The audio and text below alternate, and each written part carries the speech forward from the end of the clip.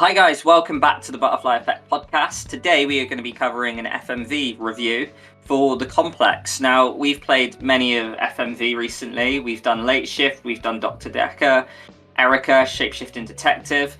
But yeah, we've recently discovered this one, The Complex from Wales Interactive, who also did the Late Shift. I will be level with you guys. We did once record this video and the footage corrupted, so we are reshooting this. We also just did a second take, but I put the chat bot in the wrong chat. So yeah, our Discord fans nearly had a lovely treat there of intruding that one. But nonetheless, I think third time's the charm, Jack. I just want to ask you, in terms of all the FMV games that we've played, bottom of the barrel to the best yet, where does this one kind of rank for you?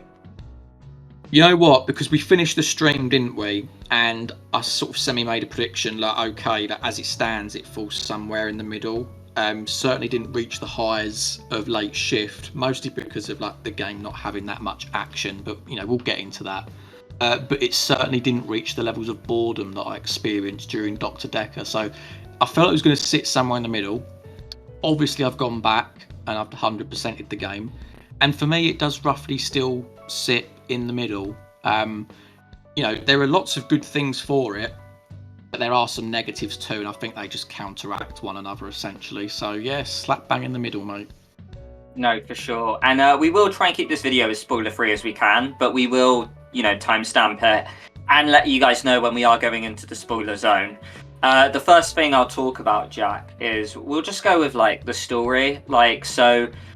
Is the story something that captivated you? That we're basically two scientists and someone else who's needs help, stuck in a quarantine lab, and there's these assassins outside that are trying to get in, but there's this bigger mystery afoot, and you're trying to stop the plague from going out into London, possibly the world. Is that the story? Do you think it lived up to the hype? Like I said before, I don't think it lives up to the hype because I feel as though that it was slightly lacking in action. I don't know if this one was shot during COVID or near COVID, but you know what I mean? With the premise being about some sort of bio disease or something that could be injected. You see literally in the early scenes of a game someone coughing up blood on the train, and you think, could this be an infection? Could this be a plague? Could this get out? Which does simmer in the background a little bit, but I thought it could potentially lean into something a little bit more, what for the better word, something almost zombie-like, where you're trapped in this lab and people are getting infected and you're going to have to fight them off and make various choices whether to save them or not, or risk yourself. But of course it wasn't that. It was more, it sort of had a more political angle, didn't it? You're investigating your boss essentially, and sort of the people that she was potentially working with on the side. It had a bit of more political sort of backdrop to it, so I feel like it didn't deliver on what I was hoping and expecting for, but nonetheless I'm not gonna punish it massively because the game did do some good things. Okay, yeah, no, I think that's a pretty fair assessment, to be honest. How about the characters? These FMV games, some of them are quite long. This was what, maybe a 2-hour game, maybe less than that. So it always looks from the surface that it would struggle to kind of get a lot of character depth in there. But would you say that the characters did a pretty good job? I think so. Just going on to the actors, we're not expecting Oscar level performances from these actors. We are there for an hour to an hour and 15 minutes. You make some choices. As long as they facilitate the plot and it's good enough to sell something, then I'm on board. As far as the characters, yeah, I liked Amy as a lead protagonist. I feel like a lot of people could relate to her.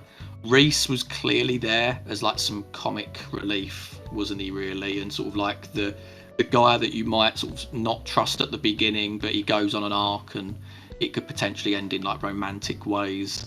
And then I think a lot of the other characters were almost just supplementary to them too, really, weren't they? And they wasn't bad. So yeah, no complaints. Not good, not great, not bad though. Yeah, for sure. Because we already spotted, didn't we, being former Game of Thrones fans, we spotted Kate Dickie in there, who plays the boss Natalie. So like, yeah, Lady Aaron. So that was quite a nice sort of spot in there to see them. But I also agree, like, with your comment with Amy, the main character, because like I always say that it's really difficult to have like a really enjoyable main character, especially in an FMV, because I feel in an FMV they're essentially a vehicle for us as the player. So to capture all these different playthroughs, you might have people in there that want to be chaotic, you might have people that want to play it by the book, that you have to have a fairly bland, blank canvas main character. But I feel like Amy does a fairly good job, you know, there's enough acting quality in there. But, you know, she wasn't like a tedious character. I think she holds her end up at the bargain pretty good. And then we have Reese, like you say, yeah, like nice little balance to Amy. I quite like the Amy and Reese dynamic. You know, a much more enjoyable performance than the game we've recently played, Who Pressed Mute on Uncle Marcus. But then again, who was enjoyable in that flipping game, which we'll talk about on another video. But yeah, I mean, that is the characters. Nice little, you know, like ensemble there. I'm just going to cut this, Jack. I just want to, I guess we can talk briefly about the choices, but I think we could pretty much instantly segue into like maybe like the features of the game and maybe spoiler territory straight away. Cool. And like, you know, just to like kind of finish off like the non-spoiler section, one thing I just wanted to comment on is it is Wales Interactive. Now, when we first played the few FMV games, we were very much getting Dr. Deck, a shape-shifting detective, which is very almost like it looked quite low budget, easy to film. It's very much one camera, like you're interviewing and, you know, interrogating people. This one's quite film cinematic, the same way that, you know, the Late Shift game which you played is. Did you quite enjoy that style of game, and do you think it does as good as Late Shift, which I know you hold in quite high regards? Yeah, 100%. I mean, this is what I expected FMVs to be. So when I jumped into Shape-Shifting Detective and Dr. Decker and saw that they're 6 to 8 hour experiences, I didn't think it was a bit much, and it does just naturally fatigue you over time because of the one camera angle. Being Shape-Shifting Detective was a bit easier because you could move about per se, like between environments and different people and whatnot. Dr. Decker though, it was just the same sort of boring background that was a little bit heavy. But yeah, like it's like you are watching a movie essentially and you're making choices. That's what I'm there for. And you get more different camera angles. Like I say, you can get some real down moments with the characters where I'm not going to say that it's the most sophisticated writing ever, but they're attempting to give these characters a little bit of depth, which, you know, is always welcome, and it all adds to the cinematic experience. Very well. And for those that like are thinking of potentially buying the game before we get into the spoiler section, would you say, yeah, it's a slam dunk, you recommend buying it? Because I think you said something along the lines of like there are quite a lot of hidden scenes and there is like a fair amount of replay value in this game, right? There is a lot of replay value. I mean, at the end of our playthrough, we finished with having seen 81 scenes out of 196, so not even half. What I will say as a little caveat to that is that some of the scenes are so incredibly minor. I'll give you one example, which is slightly spoilery, but hey ho, you're here for the ride. There is a point where you come into a fight with a certain character and you can hit them with either a fire extinguisher, you can kick them, I think, or you can use some other object. And if you pick each of those three things, the following thing that you see counts as a scene, I believe, which it doesn't last long at all, trust me. But do you know what I mean? Nonetheless, as like a going back experience and replaying it, it is very good because you can actually skip the previous scenes that you watched. So rather than having to sit there through the same sort of scenes over and over again, hours upon hours upon hours, you do have that little feature where you can just skip it, which I personally think is really, really useful, and it just gets you to the part of the game that you want to get to a lot more quickly. And you know what? Coming on to like another feature of this game that I really wanted to talk about, which is like the relationship percentages. So if you hit the pause menu throughout your playthrough, you get a flavour of like how you're faring with like certain characters. And you know what I mean? We're big lovers of Until Dawn with like the relationship bars and like the personality traits, which this game also has, by the way, the personality traits. And yeah, I think it's just a very welcome thing. I am going to slightly take the piss of it though. is that there are certain instances where it's really, really flawed, but I almost look over it a little bit, which is the fact that there's one character that you can actually kill off, and their then percentage remains at a certain amount. And there could be a character whereby, take Reese for example, you could be like really, anti the guy and treat him badly, and he'll be on the same percentage as the guy that you've just killed, which seems a little bit off for me. But nonetheless, it did bring a smile and a little laugh. So, do you know what I mean? I'm not going to come down on that too hard, but it was just a nice little thing for us players to see, I guess. No, I did see that. We did have a right laugh about that. It was really inconsistent. So, yeah, I don't really know how they tallied up the relationship things, but yeah, like it felt way off, but yeah, amusingly so. One thing I want to just talk about quickly before we segue into spoiler territory is that in case anyone out there is a platinum hunter, maybe, would you say the trophies are well done in this game? I think so. Yeah. We're going to obviously get into the endings. I feel like a couple of the endings you might have to look up in terms of, because you have to make like very specific choices. But in short, the endings themselves, a lot of them you could probably do by yourself without having to consciously look it up. A couple of them though, even having not played the game for a few weeks, I'm almost forgetting like how abouts you get to them, because they're very specific things at very specific points in the game. But you know what I mean? It's not going to take you long. I'd probably say that, no more than 3 to 4 hours to get 100%. So if you're into that sort of thing, go right ahead. It's not going to take you long.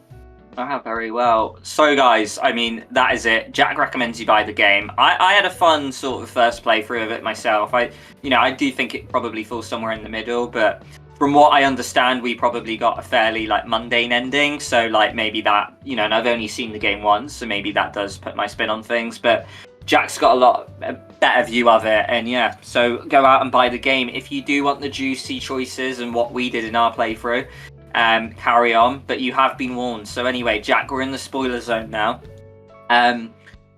Before I carry on, is there anywhere you'd like to start with the endings, the specific choices? Yeah, we'll quickly refresh on our ones, shall we? So really, this is what I'll say before going into it, is that choices matter sort of, but when you're looking at the branching for the endings, the only really choices that matter is, did you pick the drone or the ambulance? Did you sacrifice Claire and save Reese, or vice versa? And then whoever you ended up with, you then have individual instances with them in separate circumstances where, again, you can save them or kill them.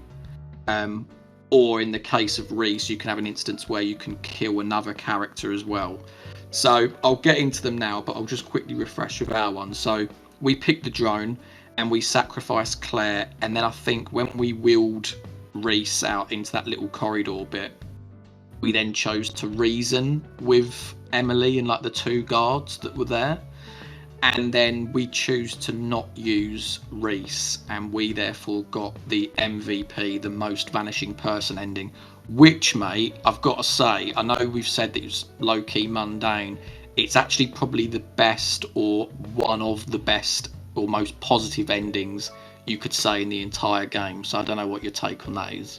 Yeah, like we got the main character out of there, but I'm not gonna lie, mate, I was a little confused by that final choice, because I can't remember the exact wording of it. I'll try and get it on the screen now for you guys at home, but I didn't know we were leaving Reese there. We kind of just wheeled him. It's like lambs to the slaughters, and we just left into the sunset, and I went away like, I don't know how I feel about that. I didn't mean to do that. And like, Reese is obviously, he's got this poison in him or whatever, and they're going to use him, do experiments on him, so very bittersweet for our friend. But yeah, like, I have like obviously heard what some of the other endings are, and yeah, we potentially got one of the better ones. I mean, to get into like one of the shocking ones, which I really, really like, we're going back to the drone ambulance thing. So this is the point in the game where you've got the body of Claire, right? And you need to transport that body to the lab. How'd you do it? You pick the drone or the ambulance. We picked the drone. It looked the most cool, and we thought something more exciting could come of it. But if you pick the ambulance, you get an ending right off the bat, and you die, mate. It's called Deadly Secret. So you get into the back of this ambulance, and you're there with Claire, and then next thing you know, this gas starts coming in to the ambulance, and then she chokes to death, and it cuts to black, and that's the end, which I thought was amazing, because I do love it when like these little surprises get thrown up at you in choice-based games every now and then, where it can just end early. I think, you know, especially when you're playing video games per se, you can feel a bit guilty of like, it's going to be linear up until a point, then it's going to branch out when you get nearer to the end. But no, this one, 15 minutes in, it can just drop you straight to the end credits, lad. Yeah, and it is wild that, and you know what, I'm pretty sure, I can't remember, but like in the playthrough, I feel like I kind of was like, oh, let's take the ambulance. It's like the main way to go, right? And then I think you talked me out of it. So like, if it wasn't for you, lad, we would have died then.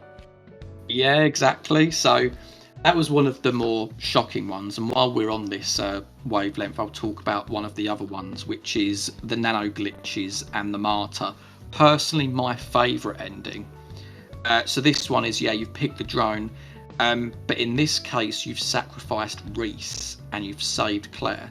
And what happens then is you're then wheeling Claire out. So it basically follows the same as what happens with Reese. You go up the elevator, you wheel her, but then you have this point where instead of going down the corridor that you would go with Reese, you go left and you go into Natalie's office to confront her, Parker and Emily. And shit just goes down. Like, you then get a choice as to who to shoot. Now, I'm pretty sure that it doesn't matter who you pick, because if you pick one of them, you end up going to shoot all of them. Interestingly, Parker does have a gun, and he seems to be in cahoots with the Kindar people, so he would have like shot you dead. But the important point is that as Parker is dying, you then establish that Amy actually knew everything that was going on with Natalie, and that she cut a secret deal with MI6 to go along with it, to then ultimately bring Natalie in and like make her the scapegoat. So at the very end, like they're all dead, MI6 turn up. You can then have a choice as to whether you kill Claire or keep her alive. But yeah, like there's this twist that Amy's been like a secret MI6 agent throughout the whole thing, which was wild, really. Like when you think, like, I didn't expect that at all. And another good thing as well is if you kept Claire alive but treated her badly throughout the entire game, she can then infect you.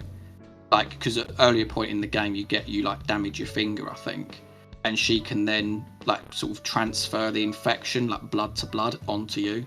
MI6 then pick you up and take you in the car, and then Amy starts to feel the effects of the infection. So in the Everyone Dies playthrough, potentially you can have that ending where she's in the back of the cab and then she starts to die.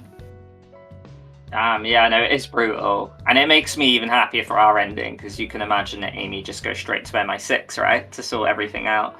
But Yeah, I just wanted to ask you, is there a possible ending where Amy can escape unscathed with either Reese or Claire, or does one of them have to like go down?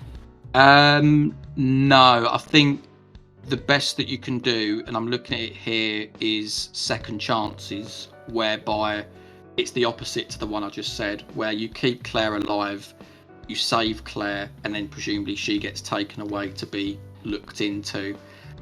With Reese, if Reese gets taken, then he either becomes a lab rat, and that ending is, yeah, it's called Lab Rat, funnily enough, whereby he's just sat in front of like a TV watching Natalie announce this thing to the world, like the bio thing that they've introduced, and he's there just suffering. Alternatively, you had the ending we had where we get away, but they ultimately experiment on him, and the other endings are where just the characters die, mate. So yeah, there's not one way you can escape with either of them. Yeah, very well then. Because I did feel a little bit on the fence that we sent Claire out to fight the guy at the door, and we would have to Reese. I was like, Claire is not winning. Like we've basically just murdered her at that point. But yeah, I mean, from what it sounds like, there are like a few major choices in the game, but a lot of it is fairly linear. But like, what can you expect from an FMV that's less than 2 hours? I just wanted to ask about the prologue choice. There was like the very first choice of the game is who do you save, like the athletic guy or the lady who revealed she's pregnant, and we kind of were like, well, we're saving the pregnant lady, right? And then it worked. Am I right in remembering that you said something along the lines of like it is a linear choice and it has to go that way anyway? No, it doesn't. Basically it is rooted in like how you approach them. So if you recall, like there's moments where you can be honest or positive, you can be serious or funny, and it is dependent on what you choose with them. However, what I would say is that both of them can die. Like if you go to save Tallow, I think his name is, I think he can then like destroy the syringe that you've like got ready for him. But again, I think that's dependent on choices.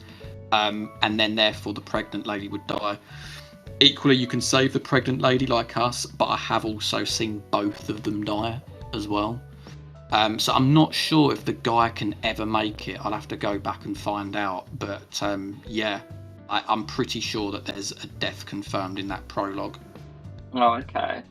And yeah, because like another bit of choice linearity that I thought we could look at is that when you're in the lab, you've got like sort of two assistants there, and then there's this random package, and you have to decide who opens it. And I think we said like, "Oh, we'll do it" or something, and then the lady was like, "No, I'll get that for you." Is it that it's always her that has to open it? Because obviously the male in there is a plant, and he is a bit of like a spy that like goes against you. So like, is it always the lady that like opens the case there? It is, yes, it is. Which, I mean, it is a pretty bad example because it gives you 4 options, doesn't it?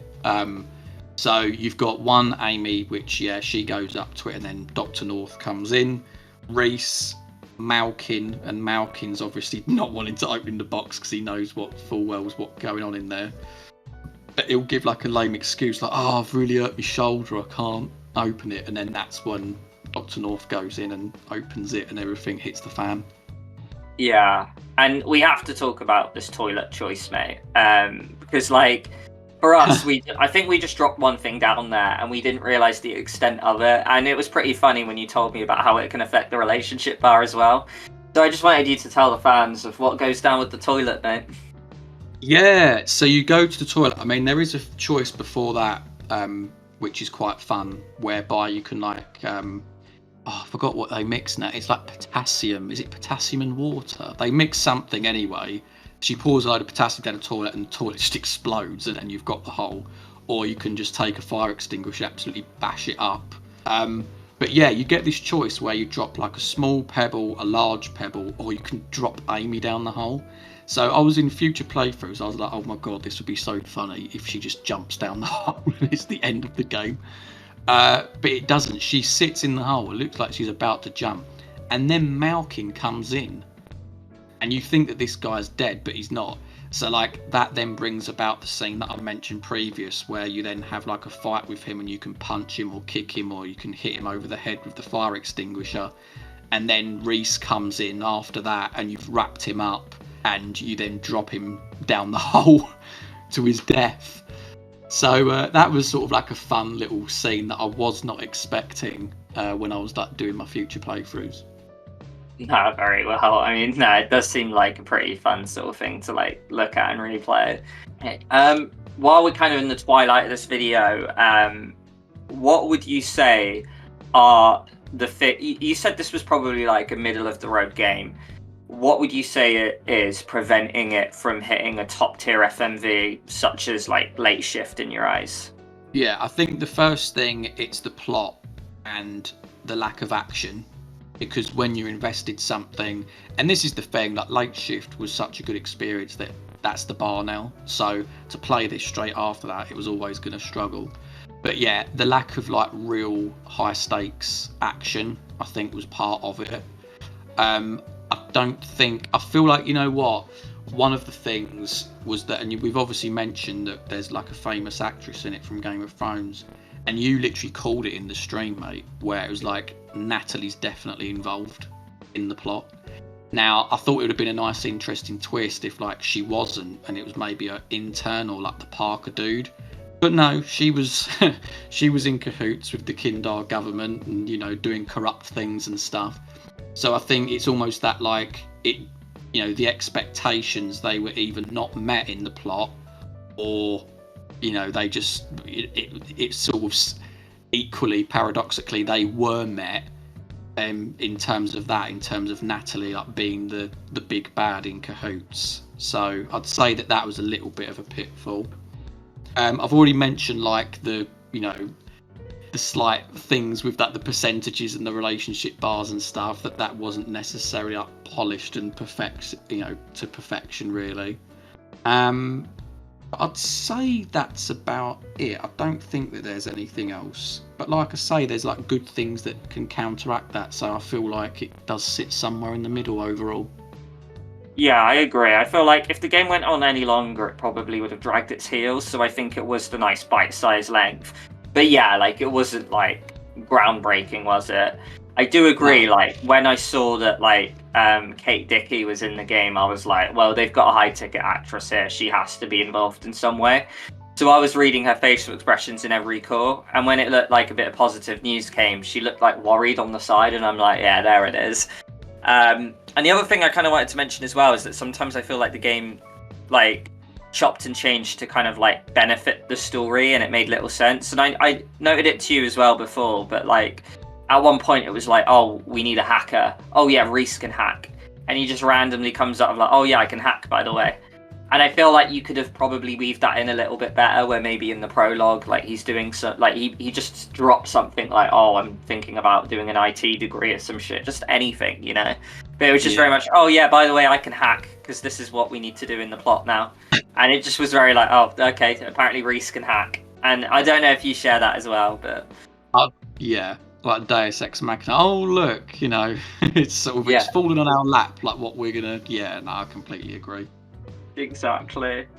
But that very well. So, like, you know, I'd say a good game, not a great game. You know, if you are willing to, like, you know, spend a bit of money on a new FMV that's going to, you know, be quite bite-sized in length, I think the Complex is a very good choice, to be honest. Just probably not as good as Late Shift, though. So if it is one or the other, probably go for Late Shift. But yeah, guys, if you are interested in us covering more FMVs, please do let us know. Jack has a bunch that we are going to be playing. We recently did a stream of Uncle Marcus, so stick around where we'll eventually drop a review on that. Spoiler alert, shambolic game. But Jack, anything else to mention? No, that's it from me. Hope you guys liked the review, and we'll see you in the next one. Ciao for now, guys. Take care.